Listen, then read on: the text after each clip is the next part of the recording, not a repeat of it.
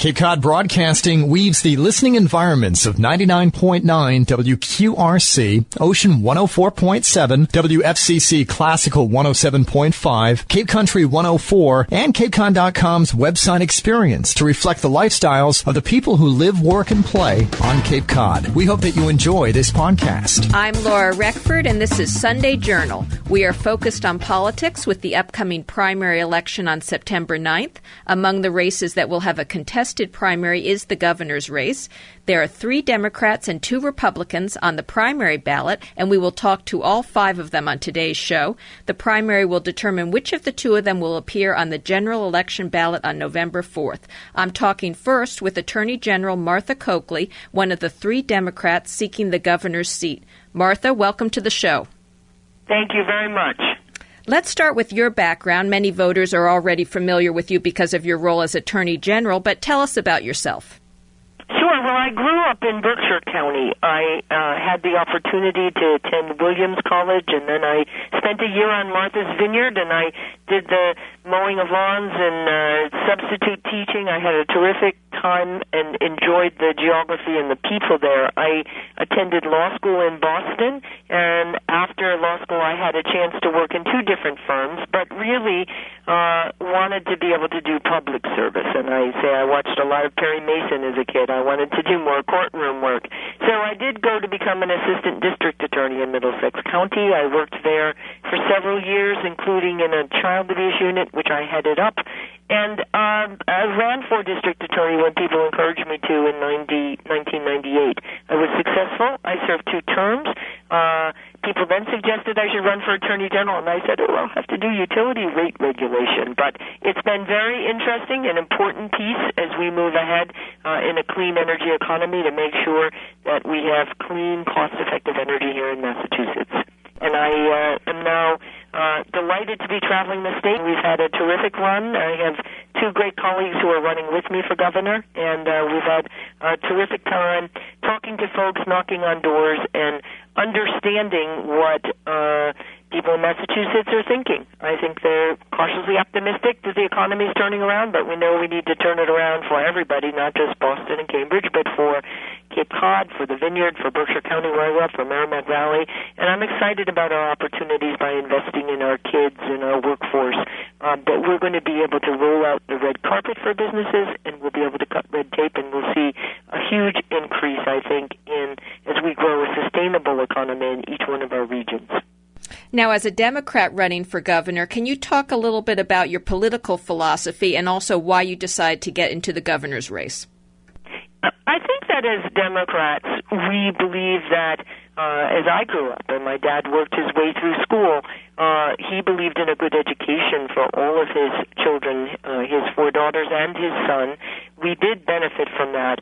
And my opportunity both to go to law school and to serve the public has really come from that opportunity. I feel that if Massachusetts is able to invest in kids, that we give people a fair shot, that we give people opportunity, and we promote equality and fairness. That is one of the reasons why I challenged the Defense of Marriage Act. I felt that in Massachusetts, our courts had said that people should marry who they love, but the federal government said otherwise. We took on that challenge. It's why I brought challenges against Wall Street, because I felt that Wall Street took our money, gambled with it, and lost it. We lost our homes, we lost our pensions, and frankly, Massachusetts is still digging out from that. But I've been able to work with other attorneys general around the country to bring back money to Massachusetts, to keep over 30,000 people in their homes, and to continue to make sure that as we come out of this economy, and Wall Street's doing very well, that everybody, middle class, those who are trying to get on that economic ladder, everybody in Massachusetts is going to have a fair shot at a good job, at participating in the future. Now, another big issue in the Commonwealth is education. Of course, your campaign literature talks about universal access to high-quality early education. Tell us how you plan to make that happen. Certainly, and we know that children who have that advantage, and there are somewhere between 17,000 and 20,000 students who are on waiting lists, people who want their kids to have that opportunity, but they're not. It's not available to them.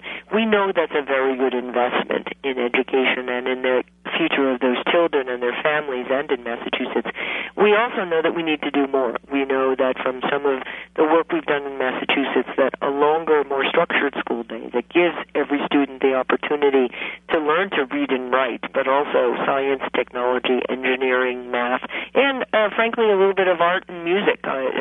I don't know about you, but I was a big believer in recess when I was a kid, and I feel from talking to students and teachers and parents all over the state that although we needed education reform, we've done a good job, we need to get back to teaching our kids to be excited about learning, not just learning for a test. And if we do that, and we provide for every child the opportunity to get a good education, and then look at pathways to a junior college or a four-year college, and then after that, we're going to be able to give, as I hope and believe we will, students here the opportunity to get that skill set that they're going to need for those jobs of tomorrow, and have the opportunity here in Massachusetts to buy a home or to start a family, invest in a business. That's how we build a sustainable economy on our terms, by investing in our people and by good education in every city and town in Massachusetts. I'm Laura Reckford, and this is Sunday Journal. I'm talking with Martha Coakley, who is running for governor in the Democratic primary. Now, like other communities in the Commonwealth, here on the Cape and Islands, we struggle with the problem of drugs and the resulting crime. I know as Attorney General, this is an issue you have a lot of experience with. What would you do if you were governor on this issue? Well, several places where I think we can do better. I know from seeing too many kids who didn't complete school or who didn't get the help they need in third grade, maybe came to school without breakfast or needing eyeglasses or coming from an abusive home. There are lots of ways that we can provide supports to both teachers who should be teaching students and kids and families before those problems mean that children drop out of school or that there's a crisis in a family situation. I also know that we have to do better in identifying and resolving mental and behavioral health issues. And I've talked a lot about this on the trail. I mentioned earlier my dad and mom and the 5 kids in our family.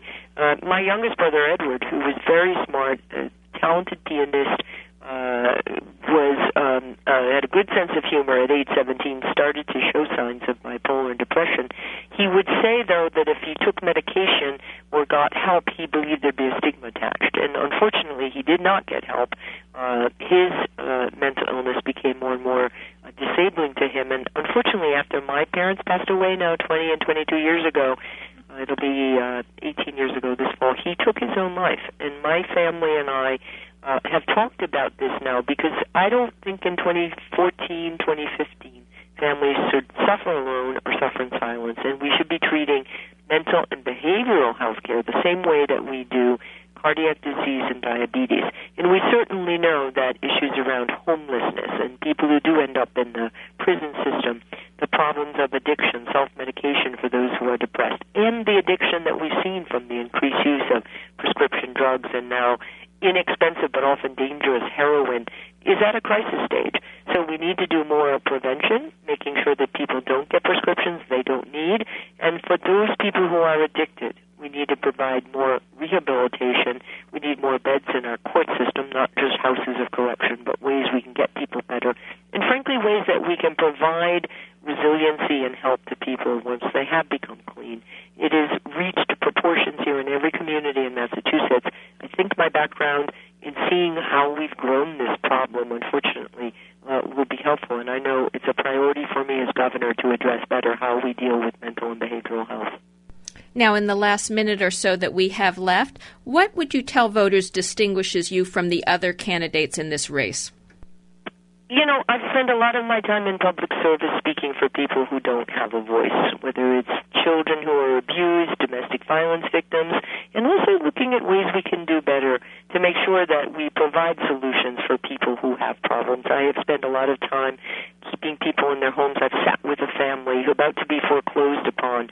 And as I said, I sat with a family that's now a family because we challenged the Defense of Marriage Act. And I believe that my experience in working for people and standing up for people of Massachusetts, and also making sure that we can be prosperous and fair, as I said, rolling out a red carpet for businesses, making sure that we cut red tape, and that we align our goals of education with where those jobs shots of tomorrow are going to be. I'm really excited about this campaign. I'm excited about the opportunities to be governor of Massachusetts. And when I graduated from law school, my dad gave me a plaque that said, sometimes the best man for the job is a woman.